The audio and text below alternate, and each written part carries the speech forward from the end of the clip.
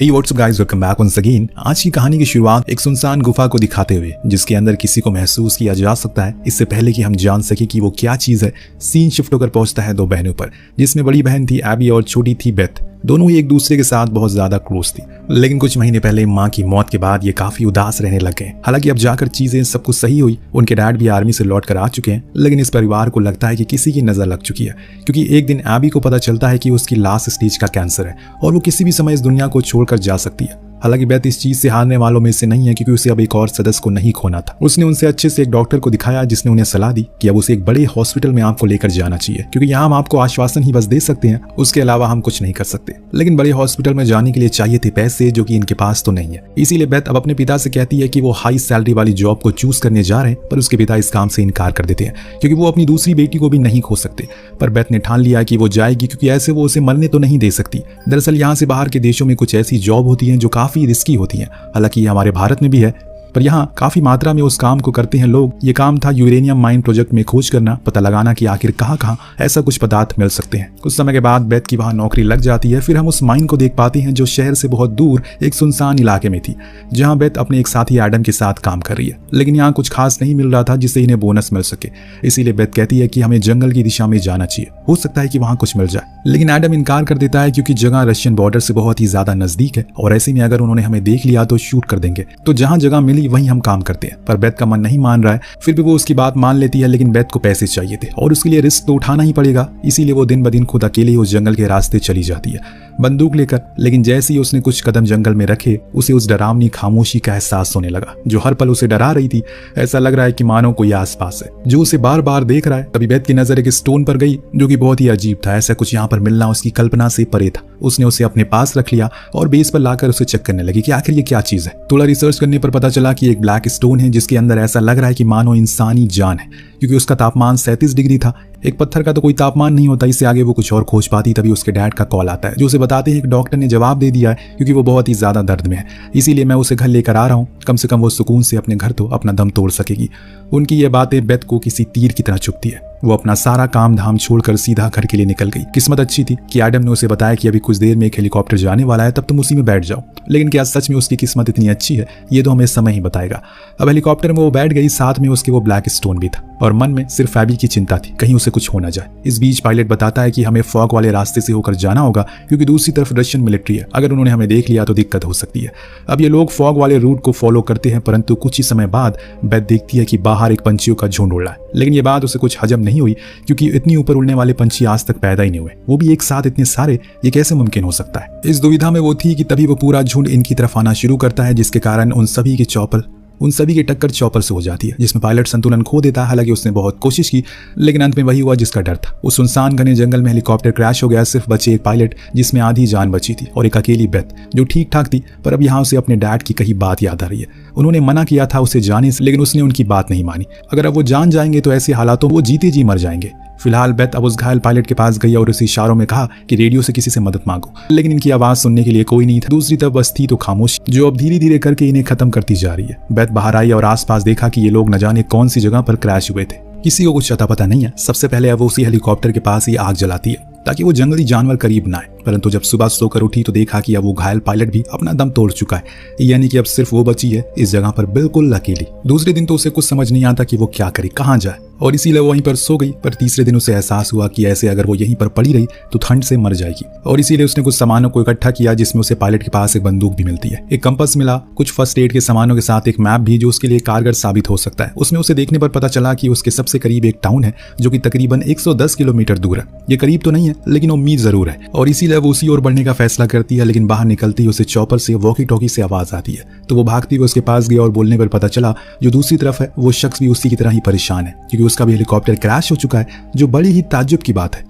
एक साथ दो हेलीकॉप्टर क्रैश होना काफी अजीब है। जॉन बताता है कि सब के सब मारे जा चुके हैं, परंतु सिर्फ वो जिंदा है। इसीलिए बेथ ने पूछा कि तुम अभी इस समय कहां पर हो? मैं तुम्हारे पास ही आती हूँ, मुझे यकीन है कि यहीं कहीं आसपास ही होगा, क्योंकि सैटेलाइट फोन की रेडियस ज्यादा दूर तक नहीं जाती। पर जॉन उसे मना करता है कि यहाँ पर मत आओ, क्योंकि यहाँ पर खतरा है।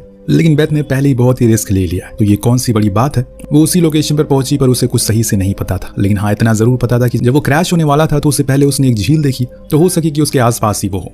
अब बेथ ने उसे समझाया कि उसे घबराना नहीं है, बस दुआ करना है कि उसे जल्दी वो मिल जाए, हो सकता है कि उनकी मदद के लिए कोई जल्दी आ जाए। एक बार फिर से अब बेथ निकल गई, लेकिन इस बारी उसने दूसरी दिशा चुनी जो कि झील की तरफ उसे लेकर जा रही थी। लेकिन ये रास्ता थोड़ा कठिन होता है क्योंकि इसमें चढ़ाई बहुत ज्यादा थी, लेकिन फिर भी वो बस चली जा रही है। काफी देर ऐसे पैदल चलते चलते अंधेरा होने को आ जाता है और इसीलिए उसने वहीं एक छोटा सा घर बनाया, उसी में रात गुजारने का सोचा। परंतु उस रात तेज बारिश होने के कारण ठंड काफी बढ़ गई थी। इस दौरान बेथ उसी ब्लैक स्टोन को अपने बैग से निकाल कर देखने लगती है। तब उसे महसूस किया कि जब वो उसे छू रही है और तब उस पर कुछ अजीब सी प्रकृतियां बन रही है, जो बात उसे काफी हैरान कर देती है। खैर अब सुबह हुई तो वो दोबारा से अपना सफर शुरू करती है, पर अब उसके सामने एक खड़ा पहाड़ था जिससे ऐसे ही पैदल चल पाना तो काफी मुश्किल हो रहा था। इसीलिए वो बीच में रुककर थोड़ा सा आराम करती है।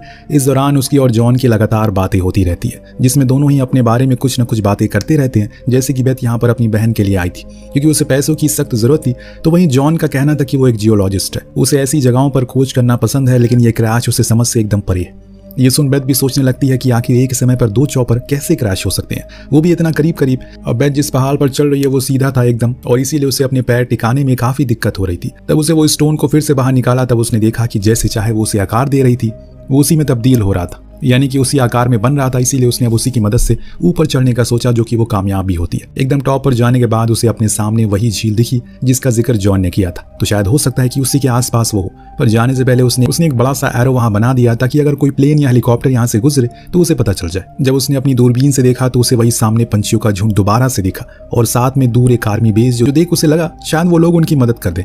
लेकिन तब तक जॉन ने उसे बताया कि वो गलत दिशा में जा रही है, वहां वो नहीं है। अभी जिस जगह पर वो है वो रशियन एरिया है, तो उसे फौरन पीछे हटना होगा वरना वो लोग तुम्हें मार देंगे। बेथ ये सुनकर डर गई और फौरन घबराकर पीछे भागने लगी। इसी हड़बड़ी में उसका पैर स्लिप हो जाता है, जिससे वो सीधा नीचे गिर पड़ी और इसमें उसके पैर में चोट भी लग जाती है। लेकिन वो रुकी नहीं और बस चलती रही। कुछ दूर जाने के बाद उसे एक उजड़ा गांव दिखा जहां ना इंसान थे और ना ही उनकी जात। हालांकि घर तो बहुत सारे थे, पर उन्हें देखकर ऐसा लग रहा है कि मानो कि उन सभी को एक ही झटके में किसी ने उजाड़ दिया। पर बेथ को अभी आराम करना है, इसीलिए अंदर जाकर वो थोड़ा आराम करती है। जब खाने की तलाश करती है तो उसे सड़े हुए 2 अंडे मिलते हैं जिन्हें कच्चा ही उसने खा लिया और फिर सो गई। अगले ही पल उसे एक आहट सुनाई दी, शायद उसके करीब कोई आ रहा है। खिड़की से बाहर देखने पर पता चला कि ये कोई सोल्जर है, तो उसने फौरन गेट को लॉक कर दिया और खुद की सुरक्षा के लिए बंदूक लेकर वहीं छुप गई।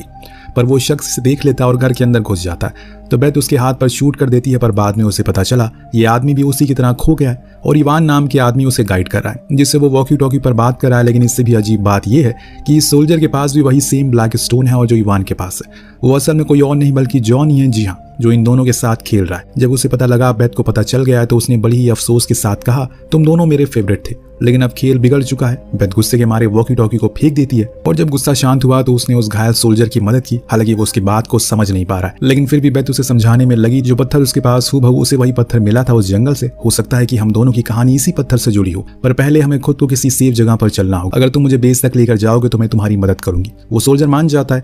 भाषा भले ही इन्हें समझ नहीं आ रही थी, लेकिन उसे इतना जरूर पता था कि उसे बेथ की जरूरत है और उसके बिना वो कुछ नहीं कर पाएगा। कंधे से कंधा मिलाकर ये दोनों अब चलना शुरू करते हैं। इस बीच बेथ अभी भी जॉन से जुड़ी थी, क्योंकि वो पता लगाकर रहेगी कि आखिर वो है कौन और उसे क्या चाहता है। दोनों आगे बढ़ रहे हैं, पर अब इनके सामने एक विशाल फ्रोजन लेक आ गई, जिसमें अचानक से वो सोल्जर गिर जाता है। उसकी चीखें जब बेथ के कानों तक पहुंची तब तक बहुत देर हो चुकी थी, क्योंकि वो तो पानी में समा गया था। लेकिन फिर भी बेथ भागी और इसी चक्कर में उसका भी पैर एक सक्रिय बर्फ पर पड़ता है और वो गिर पड़ी नीचे पानी में। यहाँ अगर वो भी मर जाती तो सब कुछ खत्म हो जाता, इसलिए उसने खुद की जान बचाने की कोशिश की। लेकिन अभी भी जॉन उसे बात करने की कोशिश करता है, जिसे तंग आकर उसने वॉकी टॉकी की बैटरी को निकाल कर फेंक दिया। उसके बाद भी उसे उसकी आवाज सुनाई दे रही है। शरीर पूरा ठंड के मारी कांप रहा है, क्योंकि वो भीग चुकी है। ऊपर से यहाँ का मौसम भी है, क्योंकि वो भीग चुकी है। ऊपर से यहाँ का मौसम है, तो उसने फौरन खुद को गर्म करने का सोचा और जल्दी से सब कुछ उतार दिया। धीमे धीमे करके शरीर अब काला पड़ना शुरू हो चुका है। इस चक्कर में उसके दिल की धड़कन भी अब धीमी हो गई है। इसके कारण वो वहीं बेहोश हो गई। परंतु अचानक उसकी आंख खुली, क्योंकि उसने अभी अभी एक हेलीकॉप्टर की आवाज सुनी। उसी की ओर भागती हुई गई, लेकिन हासिल तक नहीं कर सकी, क्योंकि उसके अंदर अब ताकत ही नहीं बची क्योंकि वो उसे चीख कर बुला सके। अचानक उसका पैर स्लिप हो गया, वो गुफा में गिर गई।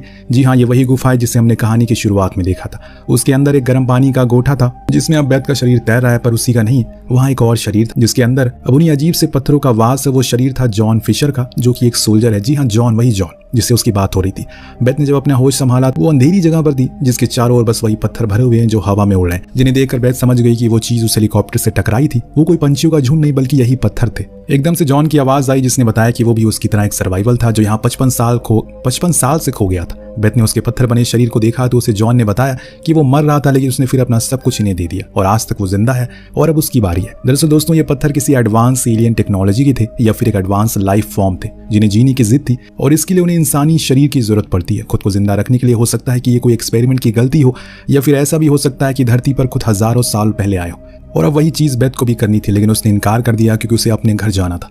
तभी उसे अपना घर दिखा जहां उसकी बहन एकदम ठीक थी, पर वो जानती है कि ये बस उस एडवांस सिस्टम द्वारा बनाया गया एक छलावा है जिसमें वो फंसने वाली नहीं है। वो सिस्टम उसे मजबूर कर रहा है वो खुद को सरेंडर कर दे। हालांकि इसके बदले में उसकी बहन ठीक हो सकती है, लेकिन अब बेथ को भी समझ आ गया है कि मौत को रोका नहीं जा सकता। जितना जिसकी तकदीर में लिखा है वो होकर रहेगा। उसने अपने घर का दरवाजा खोला, बाहर तेज तूफान था जिस बीच उसे कुछ हलचल आई, जिससे हमें पता चला कि शायद उसे रेस्क्यू कर लिया गया है। 4 दिन बाद जब उसकी आंख खुली तो वो अपने एक दोस्त के घर थी जिसने बताया कि उसे रेस्क्यू कर लिया है। ये सुन वो थोड़ा हैरान भी होती है। अभी उसे फौरन अपनी बहन के पास जाना होगा जो आखिरी सांसें गिन रही है, तो वहीं उसके पिता भी खड़े थे। दोनों को पता चल गया कि अब बस यहीं तक था जो कुछ भी था और इसीलिए उन्होंने आबी को गले से लगा लिया, जिसके कुछ ही पल वो दुनिया से चली गई। हम उस हॉस्पिटल की खिड़कियों पर कुछ पत्थरों को रखा हुआ देखते हैं और बूम, कहानी इसी दृश्य के साथ खत्म हो जाती है। पर एक सवाल छोड़ गई कि अगर आप होते तो क्या करते? क्या किसी अपने के लिए अपनी जान की कुर्बानी देते या फिर ये स्वीकार कर लेते कि मौत अगर किसी की आनी है तो वो आकर रहेगी, कोई उसे रोक नहीं सकता। और यही दुनिया का सबसे बड़ा सच है। वेल, आपको कहानी कैसी लगी हमें कमेंट करके जरूर बताएगा। मिलते हैं अगली वीडियो में। Thank you so much watching. Peace out.